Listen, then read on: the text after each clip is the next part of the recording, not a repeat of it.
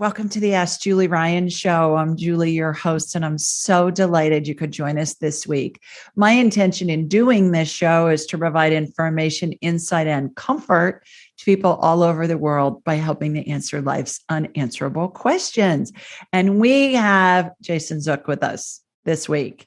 And what an interesting guy. I was on his show and I said, I need to have you on my show because he's a lawyer who's a psychic.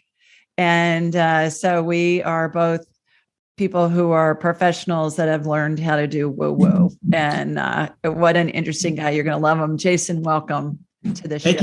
Thank you so much for having me on the show. It's such a pleasure. Such a pleasure. Oh, my delight. And when we filmed Jason's show, when I was a guest on Jason's show, it was funny because before we went on air, he was saying, okay, this, and this, and this is happening in your future. And I see this and I see that and all of that. And I'm like, whoa, because all of it, everything you said is all in the works. It's all stuff I'm working on. So he was right on with everything that he said, you guys. And I thought, okay, this guy's legit. I need to have him on my show. So let me tell you a little bit about Jason. I'm going to read your official line here, and then we'll hear from you how it's different. Jason's an attorney licensed to practice law in Florida, Texas, Mississippi, Alabama, and New Jersey. He earned his bachelor's degree from the University of Tampa, his law degree from Nova Southeastern University, and a master's of law in international and comparative law from Georgetown. A few years ago, Jason realized he had psychic abilities and began helping people better their lives. His podcast, The Social Psychic, that's the one that I was on, covers topics such as spirituality, life after death, the mind-body-spirit connection, meditation, and other healing modalities, self-improvement, UFOs, the paranormal, missing people, and much more. So that gives us a plethora of topics to discuss, Jason. And as I mentioned, I'm just delighted that you agreed to join me. And let's dive in. I think you're similar to me in that you do a buffet of psychicness. You've mentioned you don't necessarily do the medical stuff, but you do a lot of other things. So tell us how you knew you were a psychic, or did you learn how to do this? In 2004, my grandfather passed away. And when he died, orbs of light came to me in a hotel room in Wisconsin. I was at a deposition for my job at the time, working for another firm. And the unconditional love washed over me that night. And it alerted me to the fact that I went and got food. My grandfather came to me and said, son, I love you. Don't worry about me. I'm always going to be with you. I love you. Don't ever grieve me. I had no worries after that. The unconditional love, the wave of unconditional love I had just completely supplanted any kind of grief or any kind, because this is the man who helped raise me. I was raised in a single parent family. My mom, her dad is my father, basically father figure in my life. And when he passed away, this is what happened. He came to me, orbs of light. And it's an experience words can't even describe. I'm sure you understand when you deal with spirituality stuff. There's certain experiences that you can't put a word for it. And it changed my life. And that's when I first realized I had intuitive abilities that were, it woke me up, so to speak. So do you believe that was your grandfather? And then absolutely. Were there other entities with him, or was it him represented in multiple orbs? It was my grandfather completely. And it was funny because I had my first mediumship experience that same night, an hour or two later, with my best friend from high school. She had called me and asked me if I was okay because she heard about my grandfather passing. I was like, yeah, I'm fine. I went to Panera Bread. I'm in the drive-thru right now getting food. And she was shocked. And I started picking up on her deceased grandmother and gave her some specific messages that night that made her kind of cry and not expecting it. And, that kind of thing. So it was just my grandfather. And I've had a lot of experience with him since then. He comes to me in dreams, things that sometimes get materialized from a dream. I was wanting a birthday card from him in 2008. And I was really sad that he'd been gone 4 years. He came to me in a dream that night, told me to clean out my closet at 2 a.m. I went in my closet at 2 a.m. The actual time of my birthday was at midnight, start at midnight for that 24-hour period. And I found the birthday card I was looking for. I didn't know it existed. It was stuck in the top of a college trunk, like a little lockbox from Walmart, one of those lock boxes. So I've had physical manifestation from something I was thinking about in the spiritual realm, in the dream context, And all of a sudden I have this birthday card from my grandfather, the last one that existed. It was like the best birthday gift I've had in the last 20 years. Oh, so was it a card that you hadn't yet received, or was it an old card? It was an old card that I don't hold on to cards. I throw cards out, but I just happened to be nostalgic in 2008, that time of my birthday, because I was like, I just wish I had a birthday card of my grandfather and my grandmother, because my grandmother died a year earlier. And that was like the nostalgic thing, because I was so busy with my law job that it was a year after her death and his death that I started getting this nostalgic sadness. First time since their passing and last time since. And when he gave me that card, when he brought to my attention, he told me, son, get up. I don't care what time it is. When you get up, go clean out your closet. It was 2 a.m. And he said, happy birthday to me in my dream. So I knew it was him. Yeah. And so there's been a lot of those kind of experiences. And not just me, my mom, my brother. So my grandfather materializes to us in a spiritual context.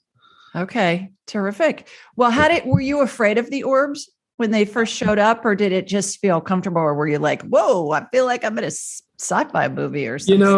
You know, the old fashioned unsolved mystery episodes from the 80s and 90s, you watch it and you're picture it like I was an unsolved mystery episode to myself. Except I was watching it and experiencing it. It felt like it was an out of body experience, but it wasn't. I was there. That's the only thing I could register it with was, am I living an unsolved mysteries episode right now? Because wait, that's my grandfather. Wait, I'm not sad. He really did die and I'm okay. Like, I know he's okay. I love him. And that love transcends death. That's the experience. I had no fear about that at all. I just knew.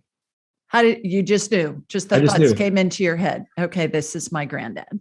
And he communicated with me telepathically. He said, son, I love you. Don't ever grieve me. Don't ever worry about me. I'm always going to be with you. I'm always going to guide you. I love you, son. Go get some food. Take care of yourself. Don't worry. And that's when you got to the Panera drive-thru. So simplistic. Yeah. This is the most monumental figure in my life at the time, because he's raised me, he's supported me, he's done everything, that a father would do for a son type thing. And he passed, and I was able to transition with that experience with him when he came and visited me and opened up my intuition.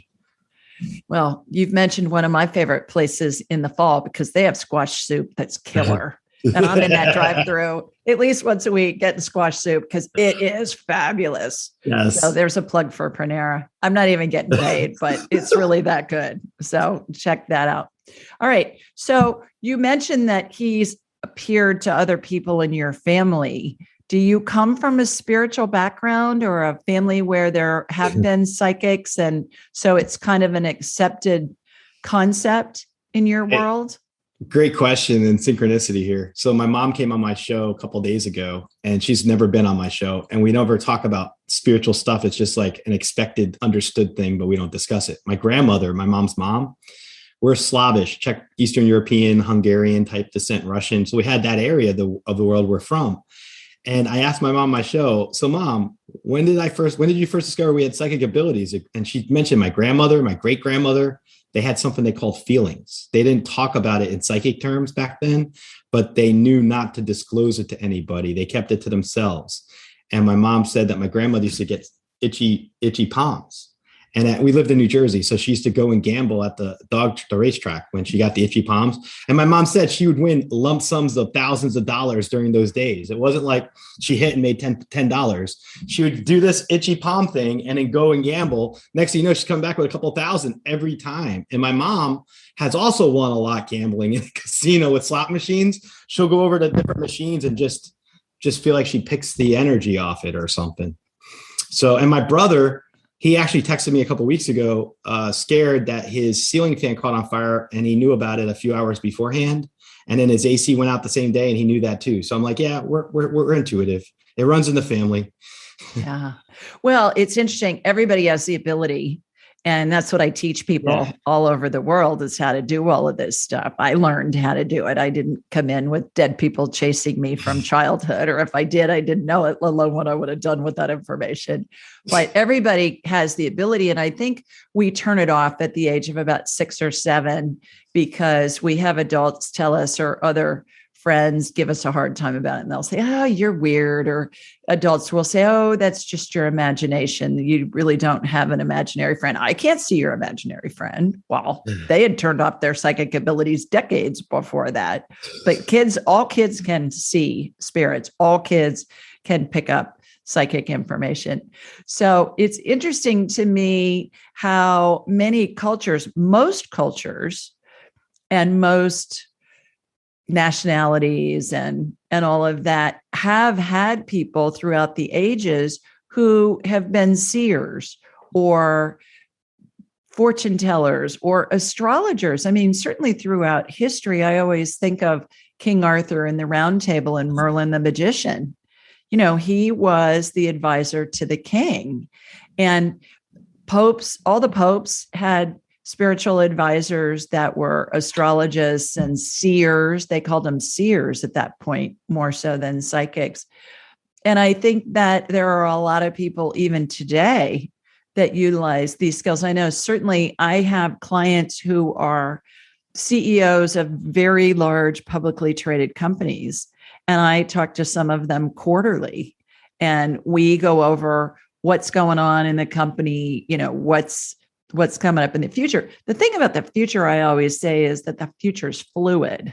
Yes. Because there are so many variables that can come into affect an outcome. So I can give you what I'm getting today. Doesn't mean it's not going to be different tomorrow, next week, next month, next year. Do you it's like find a weather the same forecast? Thing? Yeah. I tell people it's like a weather forecast because free will can change a lot of things. And you can't, like when people who are clients of mine ask me, oh, am I with the person who's my end all be all? I kind of laugh and I say, well, if you want me to answer that question, you're robbing yourself of free will. You have the right to have free will for yourself and whoever you're with to work at a relationship. Sure, I could tell you the probability of compatibility, but you got to still do the work, fill in the gaps. And it's the same thing with what you're saying in terms of the future. Time is fluid. I don't even think time exists on the other side. I think it's more of our existence here.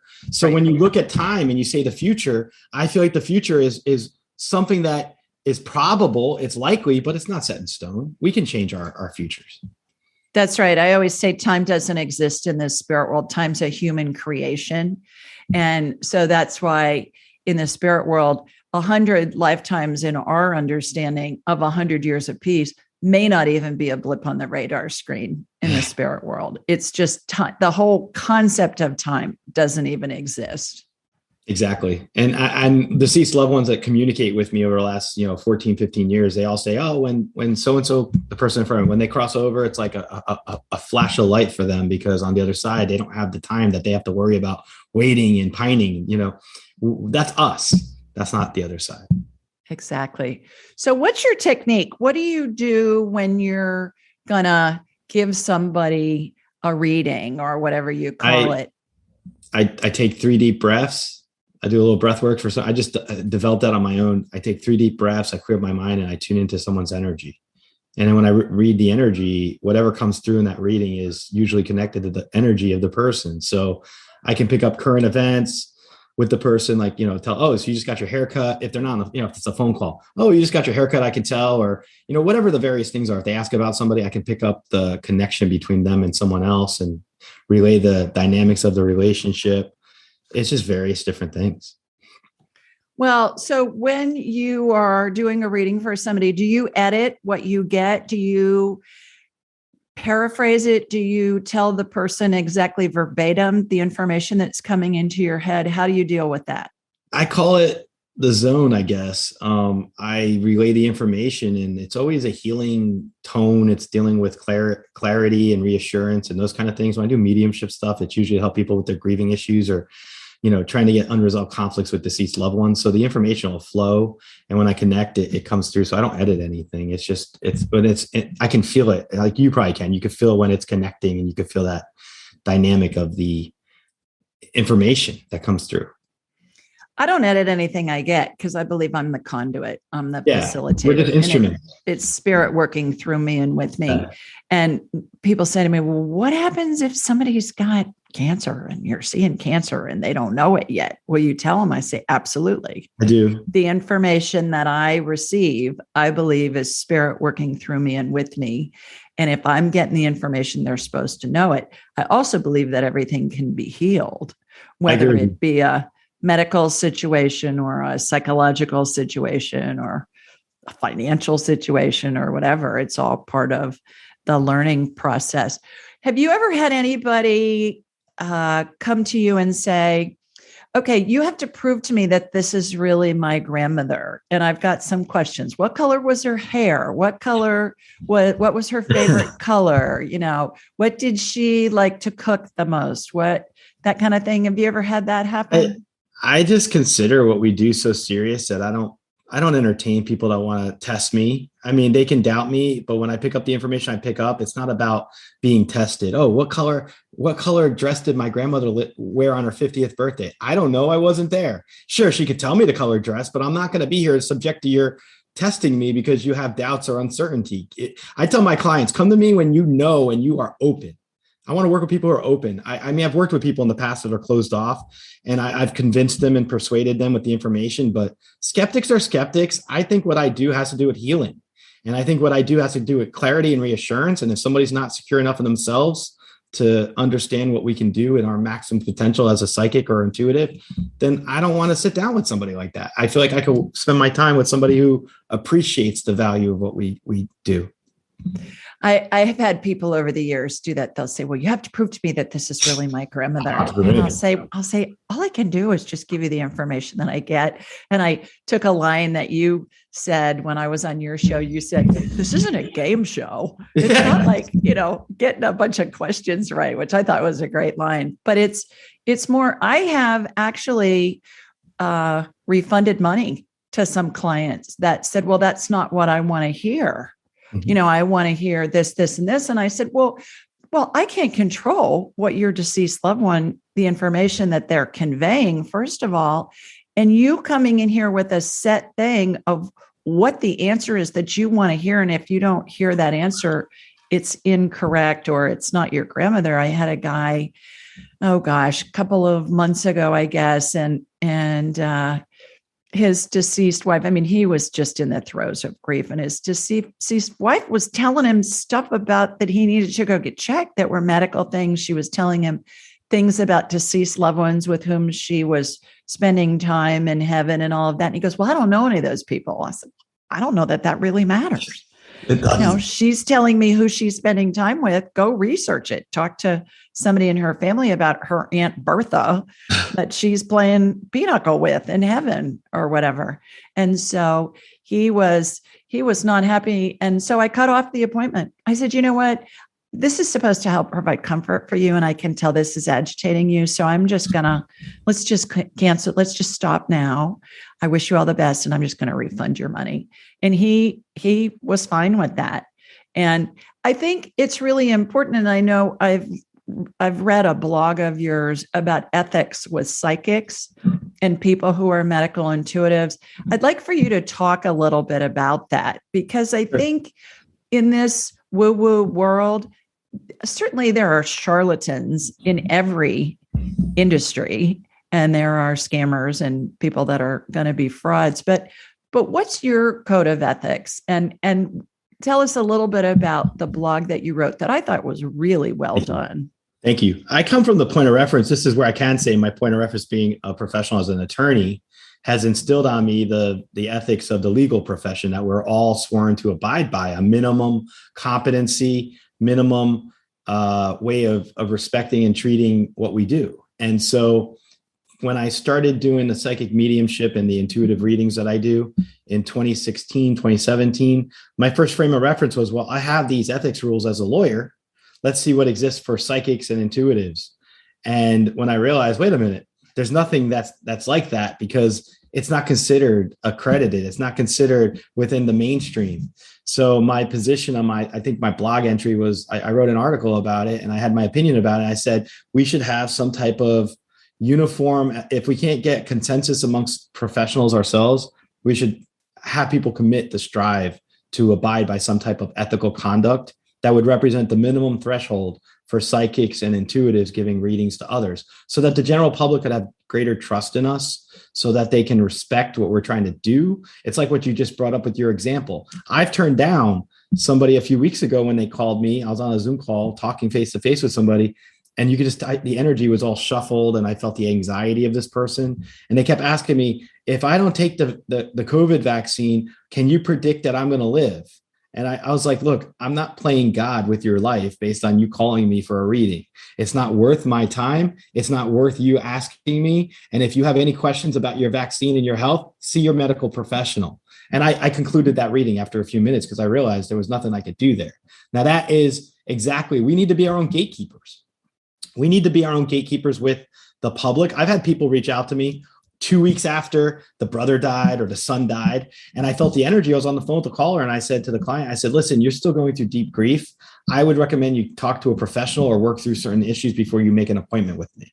Because I believe there's certain timeframes that we can do our best work for somebody if they're grieving a deceased loved one, or if they're looking for a certain type of advice or guidance. So that's where the ethics rules, I think, would be so important and so positive as a development if intuitives understood that and respected it as boundaries of our actions and how we should behave when we're working with the public, because we're being entrusted. I know for entertainment purposes only, and I put big quotation marks up when I tell you that, but we're being trusted by the public. And if we're giving a service, we should be able to be held to a standard with that service.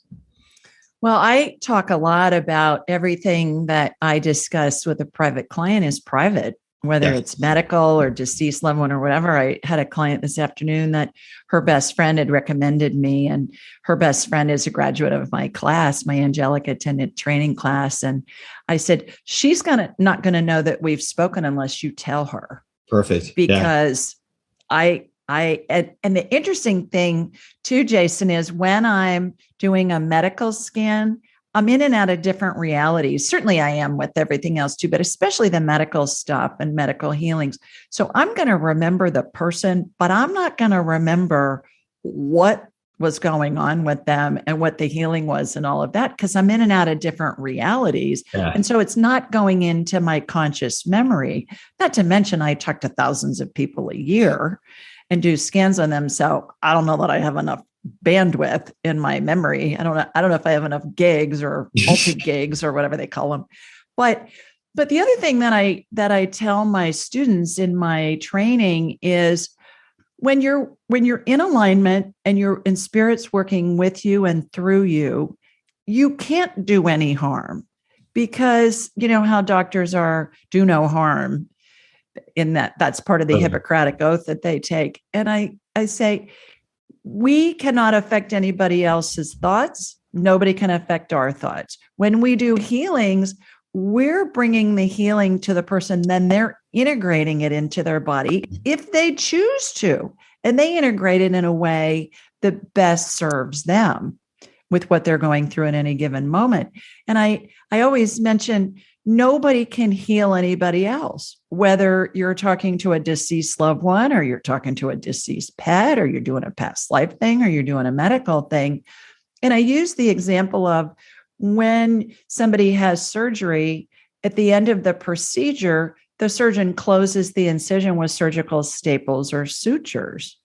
The surgeon doesn't make that person's skin grow back. Yeah. The patient makes their own skin grow back. When you're doing a session with somebody and you're talking with their deceased loved one, you can't control how that's going to affect that person. All you can do is communicate the information. When you agree with that? Yeah. You know what? You're speaking exactly the language I abide by, the things that I say to people. I can't control what comes through from your deceased loved one. It would really be odd for someone to expect us to control the flow of the information from the other side with the deceased loved one. Like, who are we to tell them what they should say and how they say it and in the order they say it, right? That's robbing your deceased loved one of their own ability and volition to decide what they want to say and communicate to us. And so we're a conduit, like you said, and the recipient is usually the one receiving the message and should be the one that understands it. We're an instrument. That's how I look at it, the same way. I don't think we have any harm that we can cause to anyone. And I believe that when it's legit, we're doing a lot of good healing work on an emotional and spiritual level for people, on a deeper level than physical healing. Well, and along those lines too, I think when we stay open and we just report what we get, an example is coming to mind. I had a client a couple of years ago, and she said both of my parents died very quickly, one after the other. And she said, I have their ashes. And she said, I don't know what to do with them. Where do they want them? And so we were talking to her parents telepathically, and they said, And this girl like lived in Boston. I think she lived in New England someplace. And they want you to spread them in Yosemite. And I thought, really? Yosemite? So I just report what I get. I said, they want you to spread them in Yosemite. And she started crying. And I thought, oh, Lord, I've offended this woman. And she said, no, that's where they were married. I love it. And I think that's a great example. Do you have examples? Yes. Yeah. What are some examples that you've? I'll give you an example. So a couple of years ago, 10 years ago, I was in Mississippi, and this is before I was an open psychic. And I had a client that I settled their case, and they decided to take me to a really fancy restaurant in Mississippi in gratitude. So now we're no longer attorney-client relationship. So we go to eat, and I'm in the restaurant, and I start talking, and she knew I was intuitive because she's intuitive herself. So the boundaries of, talking to a former client about intuitive stuff at that time were friendly. Her case is settled, everything signed, the check came in. So our relationship as attorney-client ended. And as I'm sitting there, I'm like, oh, your mom. And she's like, what? And the whole table, it's her daughter, and her husband. And I knew them for 2 years. I said, your mom wants me to tell you that you never understood how she died or how she passed, but it was actually a targeted killing, and it had to deal with the mafia. And it was in New Orleans. And she was floored. And I said, and by the way, and I looked at the husband, I said, your mom is telling me something that she doesn't want to be, like there's a wood box with a bow. And she's saying she wants to be closer to you guys. So at the end of the dinner, we all went back to their house because she had to show me something, right? My point was, your mom wants to be closer to you, and she showed me this wood box with a bow. So we get back to the house. She goes out to the garage because they had taken stuff out of the house while they were cleaning up after Katrina. And she goes, this is my mom's ashes. This is the wooden box she's in. And this is the scarf she wore when she was buried. And that's the box you were describing. And I was like, wow.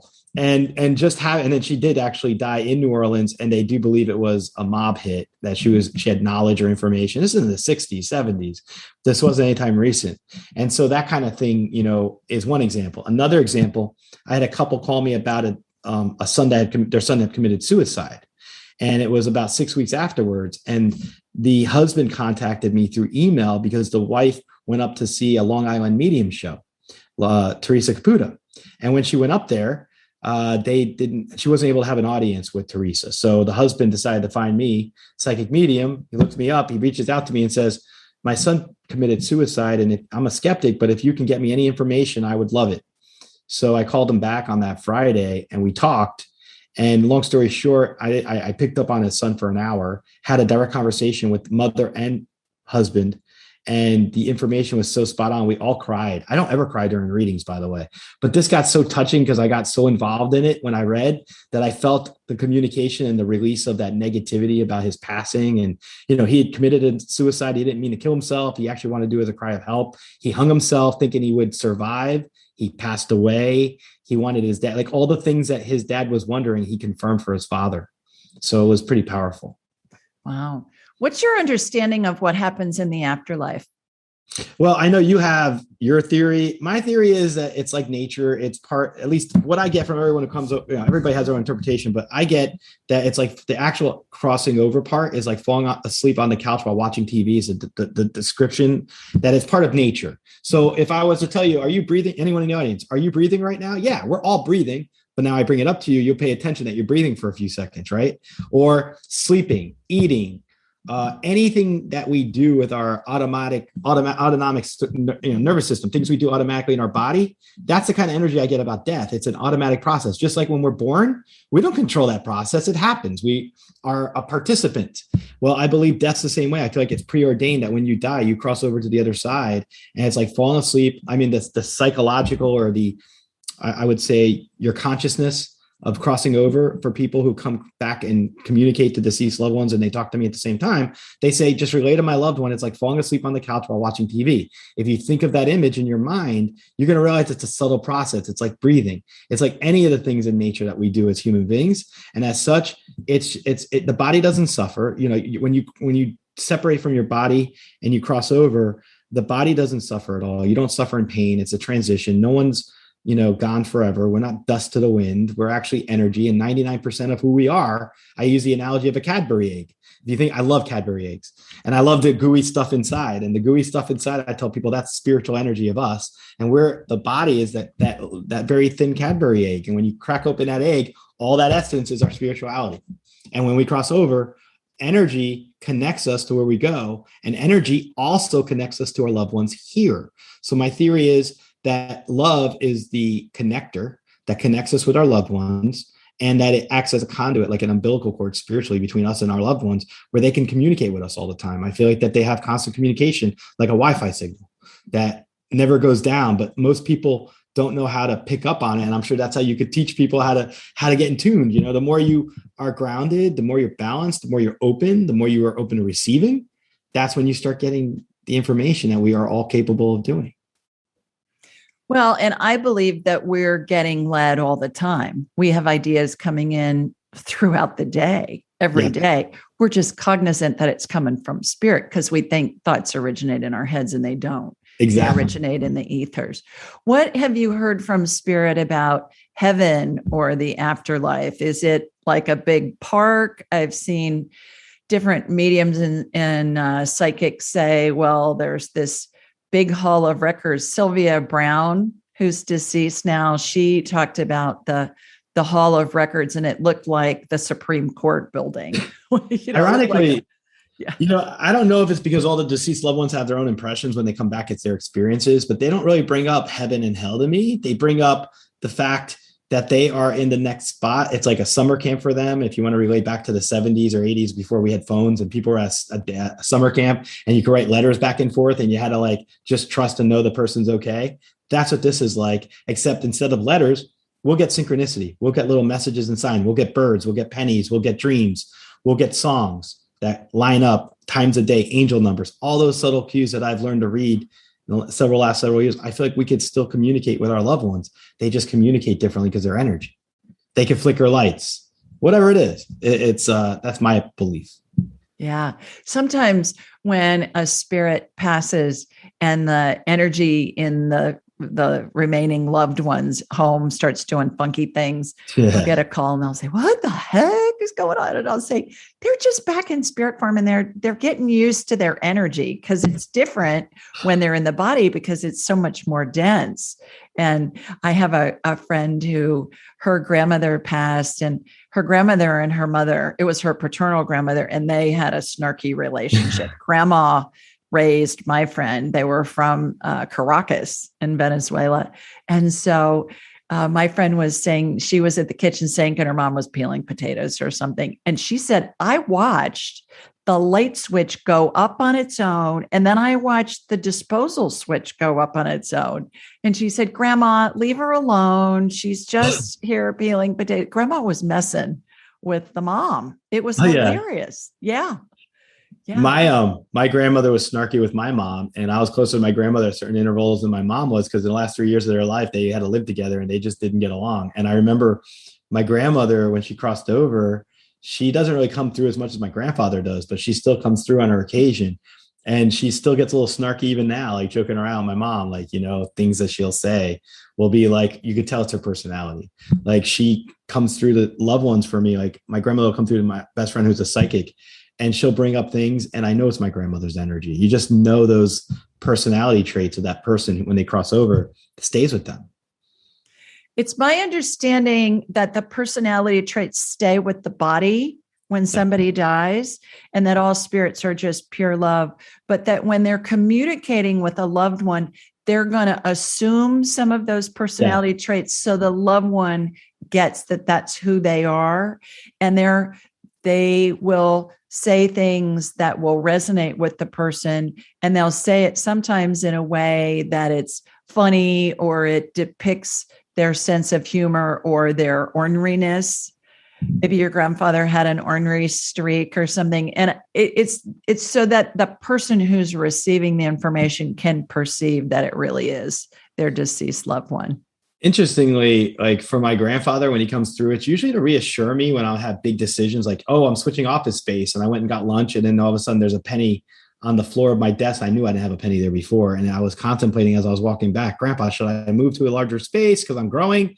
And he said, yes, move. And then I moved, and it was a good move. Like things like that'll happen. Or if I'm making a big decision, in January of last year, I was making a big decision. Should I sign up new business and let go of the stuff that wasn't really benefiting me and just like move on to new stuff? And I had a dream. And in my dream, I was woken up at 5:55 a.m. by my bird. I had parrots. And my parrot woke me up a minute before my alarm went off at 5:55 a.m. For some reason, my alarm was set for 5:56. I have no idea why. So at 5:55 a.m., I get up. My bird made a weird sound. I got up, I jumped up, went to check on my bird, saw that the alarm, and then my bird went back to sleep. And I'm like, this is weird. So then I went downstairs. I was like, okay, 555, angel number means let go of the, have trust and faith, and new things will come through for you, is basically what I got intuitively. I go down to do my laundry 2 minutes later, and there's a coin in the middle, a penny face up in the middle of the washer machine, which, by the way, 2 years earlier, I destroyed a washing machine engine because I had too much change in the pocket, and it went into this. So I don't leave change in my pockets. I have a sign up that says, have you emptied your pocket? To remind myself, because I had to replace the washer machine. For me to find a neatly placed penny in the middle of the washer machine as I was going down the steps and saying, Grandpa, do you think I should let go of the old and let the new in? And that was his yes. And I'm glad he did that, because here I am now with a better outlook and a better perspective. So yeah, it happens. Great. My understanding of spirit guides, obviously your grandfather's your spirit guide. My main spirit guide's dead Pope Clement VI. And angels and deceased loved ones and all of that, is that it's all spirit, the big amalgamation of spirit, all the collective consciousness, if you want. And that information comes through in a way that we can receive it. And in our human form, we're used to people who are seen as either being an authority figure or a tutor or a mentor or a loved one, like your grandfather is to you. And we can more easily assimilate the information when it's delivered through somebody that we can recognize from the spirit world. Is that what you understand too, Jason? Yes, I understand the same way. Usually our loved ones will come through with a distinct relationship to the person that they're communicating with. So if it's usually, I'll pick up on someone's deceased relative, and it's a connection. It's not usually just some strange person on the other side picking up information for the person I'm reading for or for myself. It's usually there's a connection there. That's how spirit guides work, at least my understanding of it. Because it's more believable, I think. Yeah. I use the example of the movie Contact with Jodie Foster that was out a long time ago. We watched it, Tim and I, my husband and I watched it, I don't know, 6 months ago or something. And oh my God, they had the big old computer screens, and it was probably from the 80s, maybe the early 90s. And at the end of the movie, if those of you that haven't watched it, a spoiler alert here, turn off your hearing aids. But at the end of the movie, she's on a different planet, and her deceased father is walking on the beach, and she comes up and she hugs him. Well, it's the alien from the other planet that's in the form of her father, so that she's not afraid of him. And she gets that it's a different reality because she holds her hand out, and it's like a plasma-like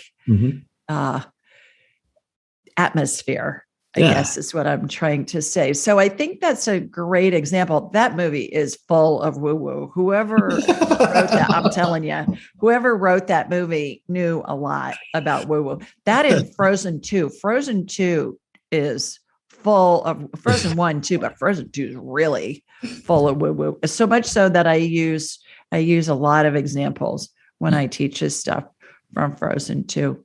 So what are ghosts, in your opinion? Do you think ghosts exist? What are ghosts? I believe they exist. I believe that there's spirit energy that can come back and manifest in such a way to communicate. And I haven't been as involved in hauntings, to be honest with you. I mean, I've had experiences where I've been in older buildings myself. I went to college at the University of Tampa. Our main buildings were all like 70 to 100 years old or over 100 years old. Here in Florida, that's considered a unique thing. And so I know what it's like to be around energies like that. But in terms of haunting or that, you see on TV, some of those type of things, I haven't had any of those kind of experiences directly. Now, I do things like missing people, deceased people who have been gone, I'll pick up on their energy and I'll communicate with them, but I don't consider that a ghost. I just consider that spiritual energy I'm communicating with. There are people who have experiences with what they call ghosts, and it's probably more of a fear-based thing than it is anything else. That they don't anything we don't understand, we fear the initial reaction. So in that respect, I think that there could be spiritual energy that could be, playing jokes on people and menacing, or I don't invest so much into the whole, exorcist type idea where you have those concentrations of dark energy and stuff like that. I don't believe they exist.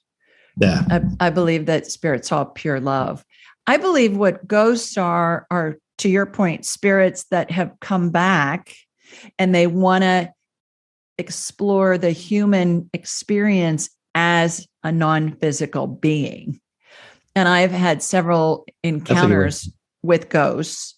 And my favorite one is about my daughter-in-law's grandmother at Thanksgiving. She was cooking Thanksgiving dinner, and her two daughters, my daughter-in-law's mom, my in-law, I guess, are they my in-laws?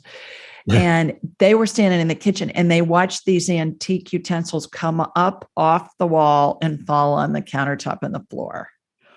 So they're on the phone with me going, what the heck is going on here? And so I did, like the next day or something. And so I did a instant replay of what happened. And I saw a Confederate soldier. This was here in Alabama. I saw a Confederate soldier and his father, who had overalls on with suspenders. And the Confederate soldier was looking for his little girl. His little girl was lost. And they were spirits. Spirits looked to me like holograms of, like Beam Me Up, Scotty from Star Trek. And I got their name. I got that was a farm that they lived on. I got all this information about them. Well, one of the grandsons went and looked it all up. Guess what? They found the deed to the property. They found the name. They found all of that. What I did was I reunited the daughter. She was little. She was about 6 or 7, with her father, who had died in the Civil War. And I watched them walk into this bright plasma wall that's heaven, that I see heaven. Sometimes when I see ghosts in places, I'll call in other deceased family members to come beckon them into the light. And that works really well too. But there are no such things as evil spirits. Those have been the same way. They've been propagated by cultures and religions to control the masses. And then the publishing industry and the entertainment industry has picked up on it. And it's propaganda. You spiritual boogeyman. Well, yeah, you hear something enough and then you just believe it. I mean, we see that all the time throughout history, where the propaganda machine, whether it be in the media or letters by carrier pigeon or whatever. And to your point, we're all hardwired for fear. Yeah. So interesting about that. Yeah. Okay. UFOs. Yeah. Tell me about UFOs. I got into UFOs because my best friend, Megan, I keep bringing her up. We actually started our own show called Psychic Visions. We're on like the first episode of it, but she got me into UFOs because she's an experiencer. She's actually experienced UFOs. And at first I was a bit skeptical when I first became closer, like, nah, these aren't real. And I went out on her family's ranch about 3 years ago in January. And I literally saw my first UFO, where I saw an object take a 90-degree and shoot off, like 2 90-degree turns and shoot off. And I felt the energy of an alien trying to just basically, I felt the energy. It was interesting. It was like a telepathic type spiritual experience for me. And I knew for a fact that what I was looking at was a UFO. It was just off in the sky at a distance, but I felt the psychic energy of it. It's hard to explain it, but it made me a believer. And then I saw one another time here in Tampa. I saw what I believed was a UFO as well. And I believe they exist. So for my show, we've had MUFON on, one of the organizations that investigates sightings and those kind of things. And I'm interested. I'm intrigued by it. The same way that somebody who's listening to your podcast right now might be intrigued in us being psychic and intuitive. I have the interest to say, who are we to think that we're the only ones out there in this universe on this one spinning rock among billions and billions and billions of universes, planets, whatever it is. We don't even know how many. It's probably infinity. How are we to even think that? Like for me, if we have intelligent life that can go across the universe, the odds are, just like you said, that there aren't likely bad spirits. I don't think there's bad aliens. I don't believe that if some species or some life form has evolved to the extent that they can come across all those billions of light years distance to come to us, then they're not coming to us to destroy us. But I also think they stay out of our way too, because they may think we're like ants, that we're not advanced enough to understand them. And so there's a whole aspect of that intrigues me about UFOs. And I think it's been covered up. Why has it been covered up, do you think?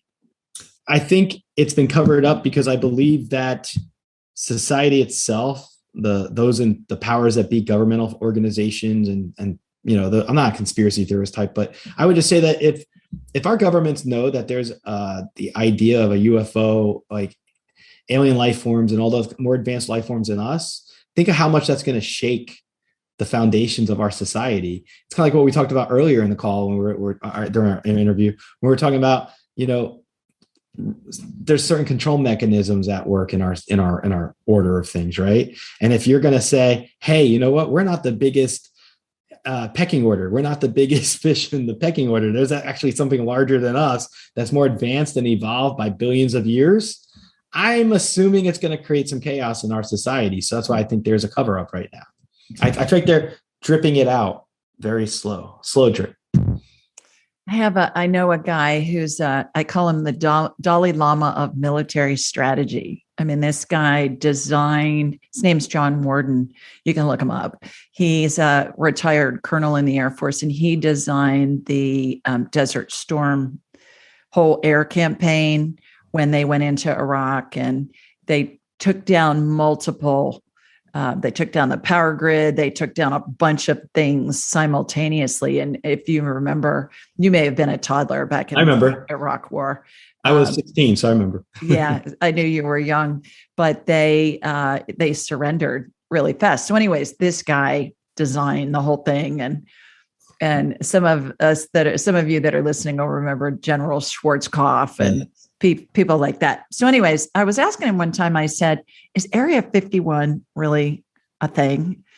And he said, well, not that I really expected him. This guy's got security clearances above Black Ops. Black Ops is higher than top secret. His security clearances at the time were even higher than that. And so he said, all I can tell you was, as a pilot, if you flew by there, they'd shoot you down. I said, really? One of their own planes? He goes, yeah, that's what they threatened people to do. And I thought, whoa, I have seen other planets in doing scans for people. I had a guy call into my show early on. I think it's episode 31. I just did 275 last night. Congratulations. Yeah. So episode 31, and he called in and he said, can you see if I have any past lives in which I was an engineer? Because I'm an engineer in this lifetime. So I do past life scans, I call it. And I got this picture of him, and it looked like a Star Wars set. I'm thinking, okay, there's flying vehicles and there's tall buildings. It literally looked like one of those cities in a Star Wars movie. And I said, this must be futuristic. I said, and then I asked what the year was, and it was in the 1930s. Wow. Or 1930s. And I thought, okay, this is past life, but it's on a different planet. So anyways, what I got was he was in charge of the power grid, all the flying cars, everything that powered the electrical, whatever. And I said to him, what kind of engineer are you? And he said, I'm an electrical engineer, and I work on jet engines. And I said, okay, there you go. He designs big jet engines. He did for GE, I think, at the time. And I thought, okay, there you go. Yeah, which is fun. So I agree with you. I think that it's really arrogant of us to think that there isn't life elsewhere and only here on Earth. I think, how can that be? And then I look at the pyramids and I think, how did they move those big boulders, those The big. whole Ancient Aliens show on the History Channel that's on Friday nights, and I've been watching it for years. It's a whole theory about ancient alien civilizations helping our ancient world and the pyramids. And I just find that I agree with you. It's very fascinating. Well, and the pyramids were covered with quartz. Yeah. And there are some schools that thought that the pyramids, and there are pyramids all over the world. I didn't know that. We learn about the Egyptian period pyramids. Certainly the Mayan pyramids, they look different, but they're still a pyramid shape. Yeah. But apparently there are pyramids in the US, there are pyramids all over Europe, there are pyramids like all over the world. And there are some schools that thought that they were not only communication apparatus and a communication apparatus, how they're positioned as far as latitude and longitude, kind of like a intergalactic internet kind of a thing, but also they have a lot of healing chambers.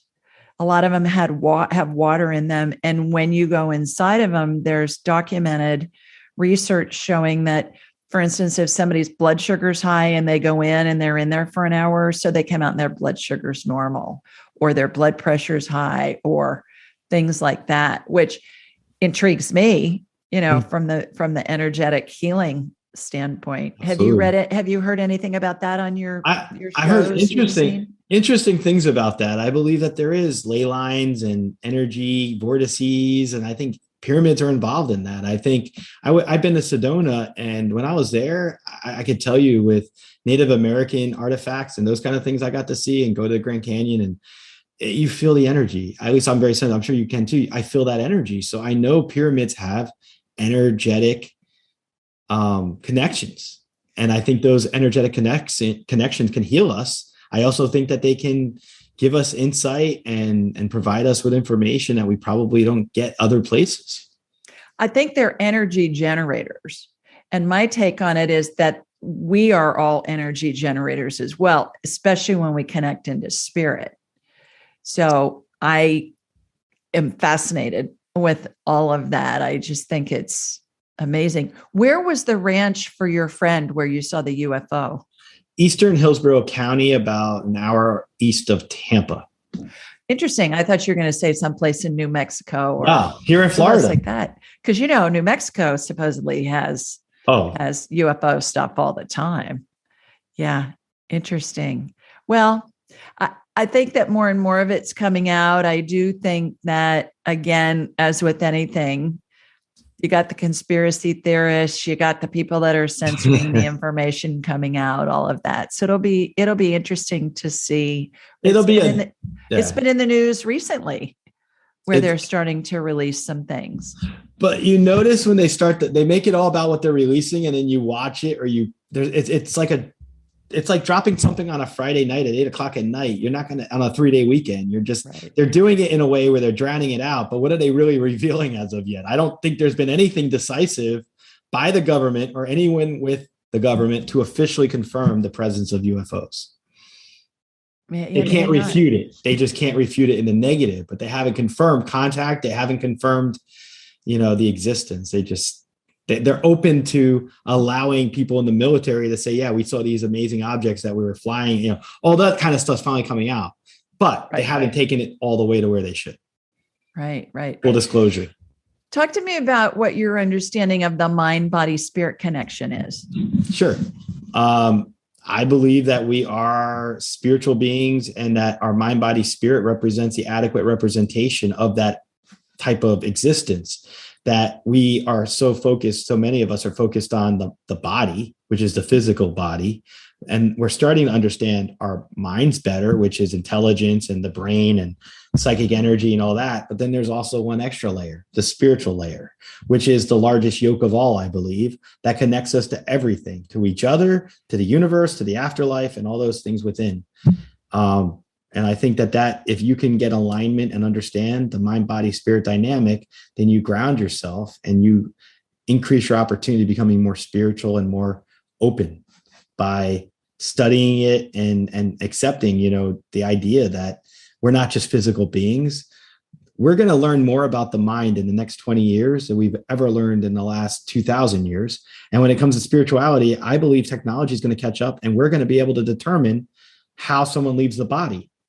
We're going to have evidence with some type of device in the future that'll actually measure the body at the time of death with someone's spirit transcending. I think that's going to be something that happens in the next 10 years or so, 15 years. I'm involved in a project at the University of Arizona called the Soul Phone Project. And it's university-based research that has proven that there is life after bodily death. And they're working on a device that's going to be kind of like a app on a cell phone where you're going to be able to communicate with your deceased loved ones. How cool would that be? It's really cool. It's really cool. Yeah. And I think you and I, and this is what I teach, is how to do it in your head. You just do it in a second. But for those that have whatever trepidation about doing that they can go to an app on the cell phone and talk to grandma who's in heaven and have a conversation with grandma. I mean, is that going to blow people's minds? Do you have to pay your cell phone bill for long distance charge? I don't know. That's a really good overage minutes. I'm going to have to find out about that. That's a great question. I haven't thought about that. Interesting. Yeah. What do you say to skeptics when they approach you and you say, well, you have to prove this to me? How do you deal with them? Prove who you are to me, and I'll prove who I am to you. If you're not going to prove who you are to me, then why do I need to prove who I am to you or what I do? I work with people who know what I do. I work with people who are comfortable with what I do. If someone's a skeptic, go school yourself. I was a skeptic for 10 years. When I first had my first spiritual experiences, I was my own skeptic. I was my own critic. I didn't want anyone knowing that I had this thing that was happening, and I kept trying to turn it off and ignore it. And the universe had other plans for me. So if someone's going to be a skeptic, my time's limited. I don't have the time to spend trying to answer what color hair your grandmother had on March 5th, 1997. I'd rather help people who need the help and want the guidance. And so if you're a skeptic, I would just say, school up, buckle up, school up. And when you're ready to come back, talk to me. We'll talk spirituality. Until then, tune into one of my episodes. I would just say, I don't deal with skeptics. I just don't feel there's a need for it. It's rare that I'll have somebody say that to me. Every once in a while, once in a blue moon. And they'll say, well, you have to prove that to me. I say, well, really, I don't. Not at all. If you want to talk about it, fine. If you don't, let's talk about something else, the weather, football, whatever. And I'll say, maybe this just isn't for you. And they'll say, no. I want to hear about it. And I'll say, okay. And then I'll scan them or something and nail something. They'll go, wow, there's no way that you would have known that. And I'll say, yeah, that's just kind of the way it works. But I don't feel the need to prove anything. It's like, if you want to talk to me, great. If you want to talk about this, fine. If you want to talk about something else, I'm fine with that too. And I think there are some people out there that are afraid that they may get something wrong. Mm-hmm. And I always say, if you're giving the information that's coming in, it doesn't matter if you get it. You can't get it wrong. Exactly. You're just relaying what you get. And you can't control what the spirit is that's what they're communicating. And you can't control how it's received. I always say spirits are really literal. So be concise and be very specific in how you ask for guidance if that's what you're looking for, because it can come in and it's a very generalized question, and the spirit's always going to give you a correct answer, but how applicable it is going to be predicated on how you ask the question. Exactly. Do you find the same thing? I do. And I agree with your concept that spirit is not harmful, like spiritual energy. It's all meant to heal and help. Yeah. I agree with that. I dwell on the bright side of things and look at things as everything we do is meant to heal and give clarity and help give reassurance and all those kind of things. Well, and when we go back to the concept that spirit's going to communicate, but then it's the person who's receiving, it's their prerogative if they implement the information they get and how they implement the information they get. We can't affect that because we can't affect what anybody else thinks, and therefore nobody can affect what we think. They can't control it. They can't control it unless we let them. Exactly. So people say, oh, I'm so stressed out about what's going on in the world right now. And, blah, blah, blah, blah, blah. And I go, well, change your perspective on how you're looking at it. because nobody can control your thoughts, and your thoughts create your reality. I 100% agree with that. Yeah. 100%. Tell me what you think of what is happening in the world right now with all the pandemic thing and the political unrest and the natural disasters and all that. What's your perception on what's happening? Interesting synchronicity there. I had an interview this morning. I was talking to somebody about the same topic. And one of the concepts that we were talking about is when things aren't in order, people fear. And when people fear, they start to be out of communication, misinformation. Fear creates conspiracy theories, which create all these differences of opinions, and people get fixated. I think we're in chaotic times right now. And I think most people on our planet have gone through a process of fear that they've overcome, either individually or as, families or whatever it is. We've all gone through that. I think it's part of the process of living through the pandemic. We were confronted with this situation where, and one of the things we talked about in my other show was, the governments didn't necessarily handle this in an orderly way. It's not like, break glass and let everyone know that we have this mass pandemic happening. It was done in such a way. And I know you can't plan for a pandemic, right? But the way that it happened for everybody created chaos and fear. We were locked down and we were given misinformation from day one. And I'm not blaming the government. I'm just saying that as our human brains and as we try to make sense of things and get our arms around it, and we're in fear about it, that's why we have so much discord right now. That's why there's so much conflict and there's so much dissension. And I think in the future, if we're able to create, better connections and greater love with each other, then we'll be able to cross those divisions in the future at some point. I think it's going to take time. I think the pandemic has to end. I think social justice, my show focuses on social justice issues because I really do think, from my vantage point at least, it's something that we have to address as a society to come together and work with each other. And I think spirituality is one of those things. It's like the glue that holds it all together. Because when you look at life as from a spiritual lens, a lot of the issues we're plagued by can be handled and resolved if you look at it from, hey, we're not all different. We're actually pretty much the same. Our spirituality connects us. We're all spirit and we're all earth in these little Cadbury eggs, I call them. Everything is, you're not going to judge somebody by the car. I mean, some people judge people by the car they drive, but you shouldn't. So why would you judge somebody by the color of their skin or the makeup of their physicality or the way they carry themselves? So for me, all those kind of things, it's like Rubik's Cubes we've got to organize. It's things in our society. We've got to take action to heal each other. We got to come together.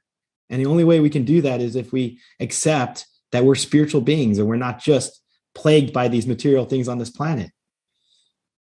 Yeah, I kind of look at all of this as somewhat of an opportunity as, for instance, like a metamorphosis. Yeah. I think people who said, "Oh, I always wish I had more time to read," they had more time to read because they were working from home and they weren't commuting. Or I wish I could spend more time with my kids. They got the opportunity to do that. I wish I could do this, do that, learn how to cook, learn how to do this, whatever. And as a result of that, a lot of people are reevaluating what they're doing with their lives. Am I really in a job that I want to be in? Yeah. Do I really want to be on the freeway for 3 hours a day commuting to my office or not? And I think it's giving everybody the opportunity to create out of the conflict, which is why we're here. We're here to create. That's why we incarnate. We create. When we're done creating, we die, because that's the only time we don't have conflict, is when we're all in heaven. And then we go back to heaven, we come up with another adventure where we can come back and we can create more stuff, right? Whether that be material or music or poetry or I love that. Or whatever.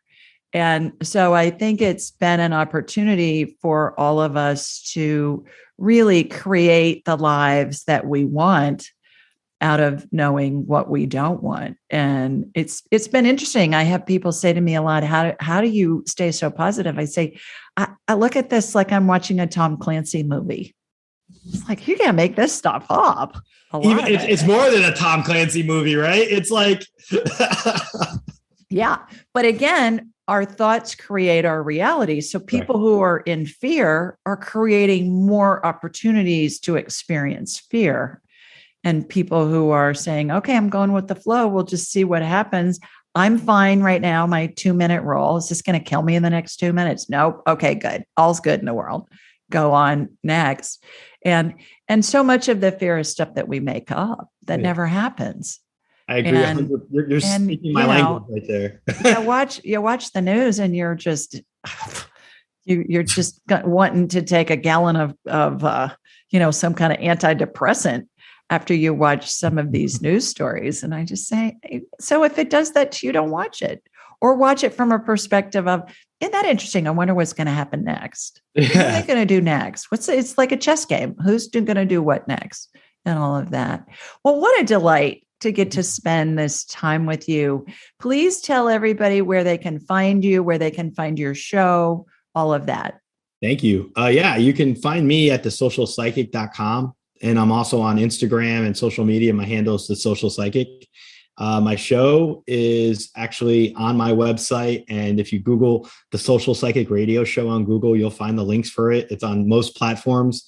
I've loved my show. It's my creative outlet. It's given me something that's enabled me to meet someone like you today and develop relationships with someone like, I love, if anyone in the audience has a desire to podcast or be creative and they put it off, I just say, be creative, do it, dabble, learn, do, because it's a vehicle. Creativity is a vehicle for us. And so for me, the stuff with The Social Psychic, it's my vehicle. It's my ability to expand myself from feeling like a victim in the past with the pandemic, feeling trapped. I decided to expand on my show, and it's something that I love to do. And I just want everyone in the audience to know that, you can control a lot more in your life than you realize, and you just got to commit to it and make decisions, and you can do a lot. Exactly. Lawyer by day, psychic by night. Yeah. And on the weekends too, right? Yes. Yeah. Well, thank you so much for taking the time to join us. Sending you lots of love, everybody. Mwah. From Sweet Home, Alabama and Tampa too. And I'll be back next week with a regular call-in show. So enjoy your week, and I'll see you next time. Be sure to follow Julie on Instagram and YouTube at Ask Julie Ryan, and like her on Facebook at Ask Julie Ryan. To schedule an appointment or submit a question, please visit AskJulieRyan.com.